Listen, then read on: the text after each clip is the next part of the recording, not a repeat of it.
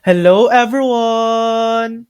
In this video, I'm going to show you how to cancel auto-renewal on Libara. First, log in to your Libara account using the website or the mobile app.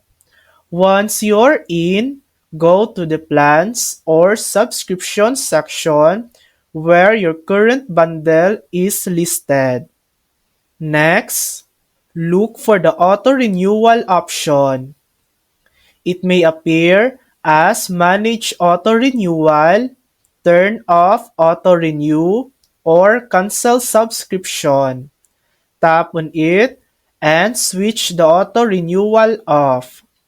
Finally, confirm your choice.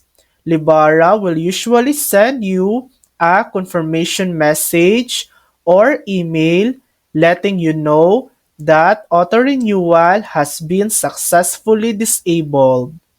And that's it.